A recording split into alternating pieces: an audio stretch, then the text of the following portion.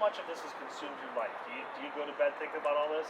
Yeah, so originally I was able to do something around like 7 or 8 hours of sleep a day, and now I'm somewhere around like 2.5 to 3.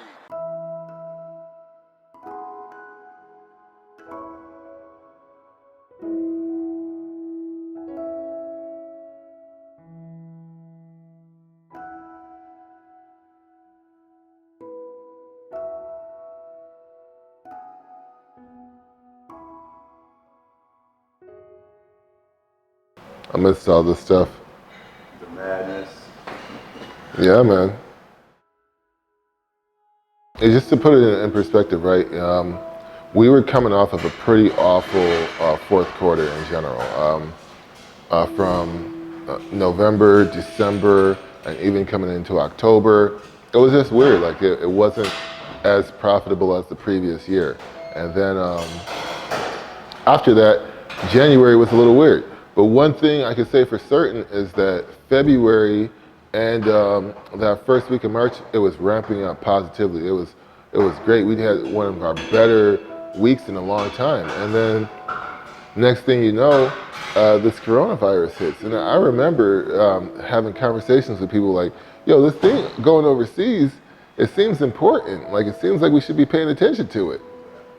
But it hit. Everybody started having the same financial repercussions that are going on. And in our case, it becomes a decision of we're right on Woodward. We're definitely a community entity. Some people rely on us for their meals on a weekly basis. And in some cases, a couple nights a week. A lot of people don't have access to bank accounts and things like that. So all they have is cash readily available. And we are just in a very at-risk community in general. All of the deliveries and the vendors have stopped, right? It's been a challenge because we make our food from scratch every day, you know, straight fire getters, right, Lee? As we get closer and closer, some of these vendors are starting to close up shop. They're starting to say, like one of my guys, he told me that I was one of 5 restaurants in his book that was still open, that he was calling on. You know, and so even in some of these cases, we're like helping with keeping some of these people gainfully employed. Chef Ali, one of our main chefs here with the incubator, we're doing a lot of things. We do like pecan wood, smoked jerk, chicken leg quarters, vegetable coconut milk korma, lamb ribs, a lot of that stuff that if you want a little bit of a different vibe from the straight Afro-Caribbean, you can go in those angles.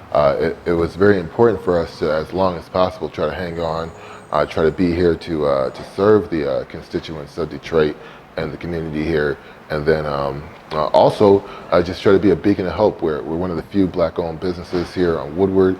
We're community-raised, African-raised, Detroit-made. Definitely stand by that, and even through all of this, I just want to make sure that we all understand that we're still people. Now is not the time to try to nickel and dime or try to like bargain with somebody, because most likely that person is just barely staying open on their last leg, trying to make it work. As soon as it happened, we closed that Monday so I could go over best practices and procedures with my team. And even now, one of the things that we're doing in the midst of all of this is getting ready. We're going to close down at the end of the week here. I've already worked with Plum Health on securing scripts to get my entire team tested.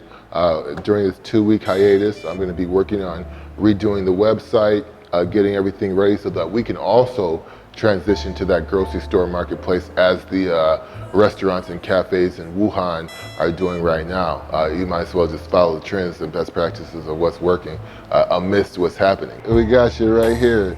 You got the plantain, you got the vegetable korma here, so it's coconut milk with vegetables, plantain, and then jollof rice underneath. I promise it tastes delicious. We're gonna be going on a hiatus here for 2 weeks. During that time, we're going to get our online menu going. We're going to also allow for pantry items, so you can get Yumvillage snacks. You can get Yumvillage produce, Yumvillage pantry items like plantain, stuff like that. We're going to start having meal plans.